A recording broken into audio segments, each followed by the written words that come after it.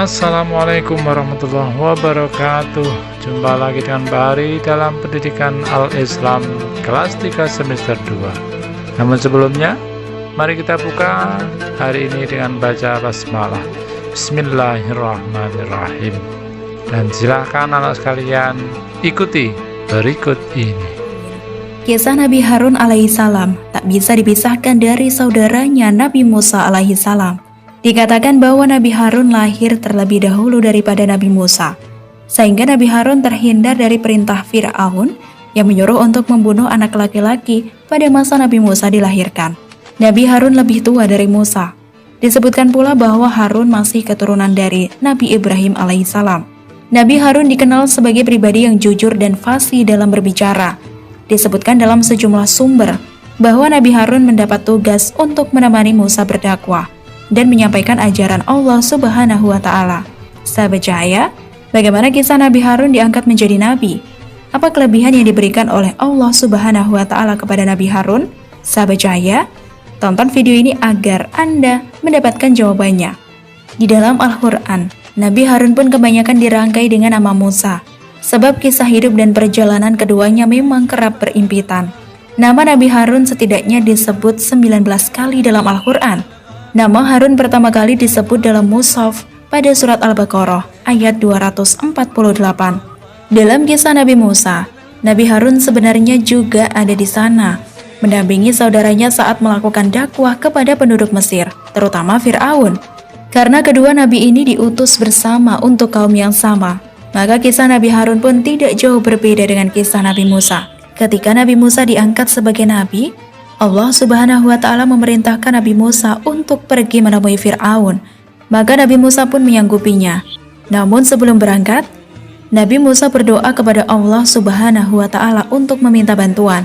Musa berkata, "Ya Tuhanku, lapangkanlah untukku dadaku, dan mudahkanlah untukku urusanku, dan lepaskanlah kekakuan dari lidahku, supaya mereka mengerti perkataanku, dan jadikanlah untukku seorang pembantu dari keluargaku, yaitu Harun. Teguhkanlah dengan dia kekuatanku, dan jadikanlah dia sekutu dalam urusanku, supaya kami banyak bertasbih kepada Engkau, dan banyak mengingat Engkau. Sesungguhnya Engkau adalah Maha melihat kami." Quran Surat Toha ayat 25 hingga 35. Atas permintaan Nabi Musa itulah, Allah Subhanahu wa Ta'ala memberi wahyu dan mengangkat Nabi Harun sebagai nabi untuk mendampingi Nabi Musa dalam menyebarkan dakwah. Nabi Musa pun pulang menuju keluarganya dan memberitahu kepada Nabi Harun apa yang terjadi, agar Nabi Harun setuju untuk ikut menyampaikan dakwah kepada Fir'aun dan kaumnya. Nabi Harun yang mendengar kabar tersebut merasa senang dan setuju untuk ikut bersama dengan saudaranya tersebut untuk pergi berdakwah. Apa kelebihan yang diberikan oleh Allah kepada Nabi Harun? Dengan adanya Nabi Harun sebagai rekan Nabi Musa, membuat beban Nabi Musa menjadi lebih ringan dalam berdakwah. Dipilihnya Nabi Harun oleh Nabi Musa bukan tanpa sebab. Nabi Harun dikenal karena kecakapannya dalam berbicara. Nabi Musa pun mengakui sendiri kelebihan yang dimiliki oleh saudaranya tersebut. Nabi Harun diberi anugerah oleh Allah Subhanahu wa Ta'ala berupa kefasihan dalam berbicara. Dikatakan bahwa cara berbicara yang dimiliki oleh Nabi Harun sangatlah lembut, tenang, dan mudah dipahami. Nabi Harun pandai menata setiap perkataannya, sehingga membuat banyak orang senang berbicara dengan beliau. Selain itu, Nabi Harun juga diketahui memiliki pendirian yang sangat kuat dan tegas. Dengan kelebihan yang dimiliki oleh Nabi Harun, membuatnya ditetapkan sebagai juru bicara Nabi Musa. Kemudian pergilah Nabi Musa dan Nabi Harun untuk berdakwah di hadapan Fir'aun dan kaumnya. Namun karena sifat Fir'aun saat itu yang terkenal kejam, maka Nabi Musa dan Nabi Harun berdoa kepada Allah Subhanahu wa Ta'ala untuk diberikan perlindungan. Berkatalah mereka berdua, "Ya Tuhan kami, sesungguhnya kami khawatir bahwa ia segera menyiksa kami atau akan bertambah melampaui batas." Quran Surat Toha ayat 45. Kemudian Allah Subhanahu wa Ta'ala berfirman, "Janganlah kamu berdua khawatir, sesungguhnya aku beserta kamu berdua.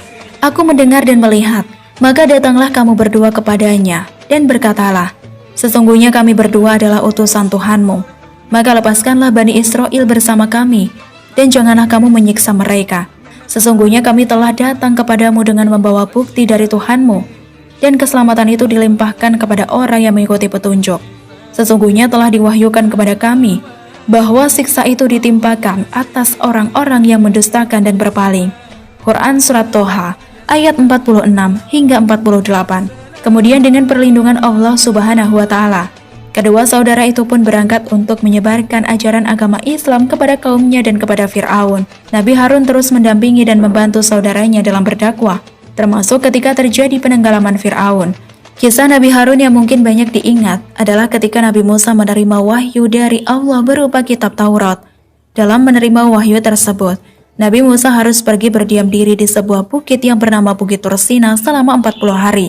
Sebelum pergi, Nabi Musa memberikan amanat kepada Nabi Harun untuk menggantikannya untuk mengawasi dan memimpin Bani Israel.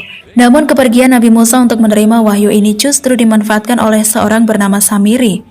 Samiri mencoba untuk membujuk Bani Israel kembali menyembah berhala dengan membuat berhala dan melakukan tipu muslihat terhadap berhala tersebut. Melihat kaumnya yang kembali menyembah berhala, Nabi Harun pun memperingatkan dan berusaha mencegah kaumnya agar tidak menyekutukan Allah. Namun upaya Nabi Harun untuk menyadarkan kaumnya tidak dipedulikan oleh kaumnya. Mereka tetap akan menyembah berhala yang menyerupai sapi tersebut sampai Nabi Musa kembali. Akhirnya Nabi Musa pun kembali dengan membawa wahyu berupa kitab Taurat. Melihat kaumnya yang kembali menyembah berhala, membuat Nabi Musa marah dan menegur saudaranya, Nabi Harun. Musa berkata, "Hai Harun, apa yang menghalangi kamu ketika kamu melihat mereka telah sesat, sehingga kamu tidak mengikuti aku? Maka apakah kamu telah sengaja mendurhakai perintahku?" Harun menjawab, "Hai putra ibuku, janganlah kamu pegang janggutku dan jangan pula kepalaku. Sesungguhnya aku khawatir bahwa kamu akan berkata kepadaku, kamu telah memecah antara Bani Israel, dan kamu tidak memelihara amanatku." Setelah Nabi Harun menceritakan apa yang terjadi pada saudaranya tersebut, Nabi Musa pun akhirnya tahu siapa yang membuat kaumnya menjadi seperti ini. Pergilah Nabi Musa menemui Samiri dan beliau berkata, "Apakah yang mendorongmu berbuat demikian, hai Samiri?" Samiri pun menjawab, "Aku mengetahui sesuatu yang mereka tidak mengetahuinya. Maka aku ambil segenggam dari jejak Rasul, lalu aku melemparkannya. Dan demikianlah nafsuku membujukku." Nabi Musa pun mengusir Samiri dan berjanji akan menghancurkan berhala-berhala yang dibuatnya dan akan dihanyutkan ke dalam laut.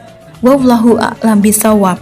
Wassalamualaikum warahmatullahi wabarakatuh. Saya kira itu pembacaan hari ini, dan mari kita tutup bersama dengan hamdalah. Alhamdulillahirabbil alamin. Assalamualaikum warahmatullahi wabarakatuh. Tetap semangat.